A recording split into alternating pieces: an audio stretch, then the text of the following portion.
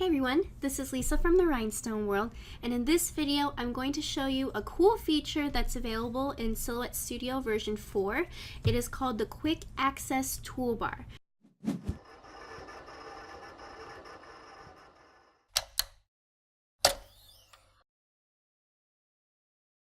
So what they've done in Silhouette Studio is there is a dynamic toolbar, meaning that it's always changing depending on what items you have selected in your workspace. So this will have some of your most commonly used commands in Silhouette Studio so that when you're designing, it can make you quicker and more efficient.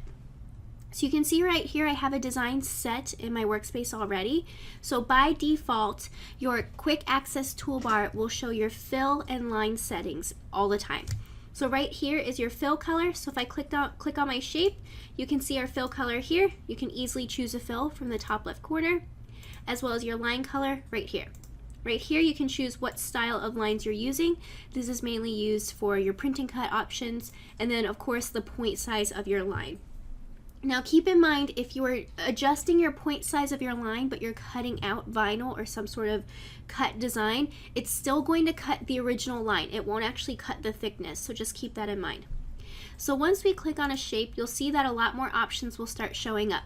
Some of these will always be there and some of them will switch based on what you have. So you can see right here we have our transform options.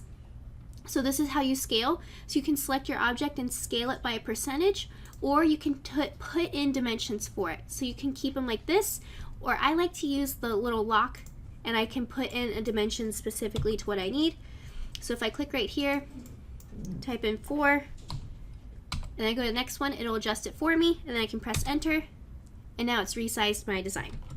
So we have that, and then we also can adjust it. So we can move it by a distance set here with our arrows and putting in the distance like that, or we can set an X and Y origin of how we want to move our objects. So we can go right here, put in 5, keep that there, and so you can see it moved over on the side. And then right here we have a bunch of different options here that show up, and so these will show up easier with more than one item, but right here we have our align panel. So let me go ahead and select both of these, and if we go to our align panel, you can see that we can adjust how our objects are aligned in our software. So this is great if you're doing text or you want to set up all of your different items. So right here we have our center to page option. So this will take whatever you have selected and put it to the center of your design. So if you have something selected as a group, it will keep the group together with those proportions the same, but put the whole thing into the middle of your design. So let me go ahead and move this right here, and I'll choose this button right there. And so now you can see it goes to the middle of your workspace. Now if I were to do this and just select my text down here, we can go over to our align panel and we would be able to move it right to the middle. So let me go back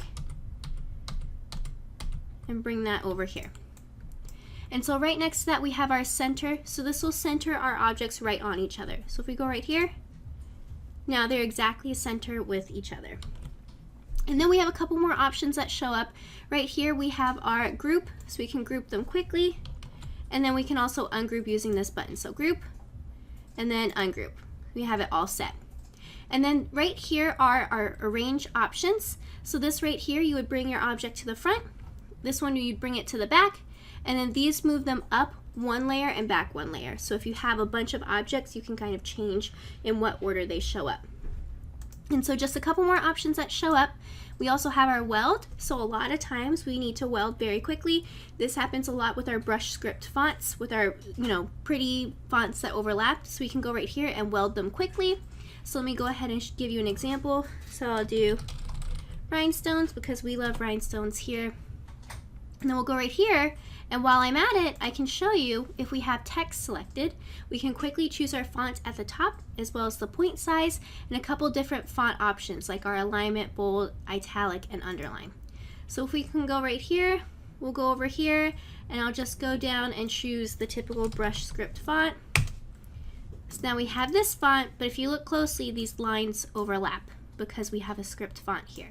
So we can easily click right on here, click weld, and now it's all taken care of, so pretty easy. And so right at the end of this panel we have our offset. We can click right here and open our offset panel right from there. And so then we just have a couple more things. We have our duplicate, so we can go right here and I'll make a copy right next to it. So let me show you again. So we can go right here, click our object, click duplicate, and now it's right there. No problem. And then again, we just have this right here, which is delete. So we can go ahead and delete our option there. So some of the things in the quick access toolbar can be done easily with shortcuts, but what they've done is they've just made it easier to design quickly and to put your most used items right in there. So there's a lot of great features that are available in Silhouette Studio version 4, and even more better features that are available in Silhouette Studio Business Edition in version 4. So keep an eye out for more videos, and if you have any questions, you can comment below or email us at info@therhinestoneworld.com. Hey everyone, if you like this video, make sure you subscribe below so you don't miss any tutorials or project ideas.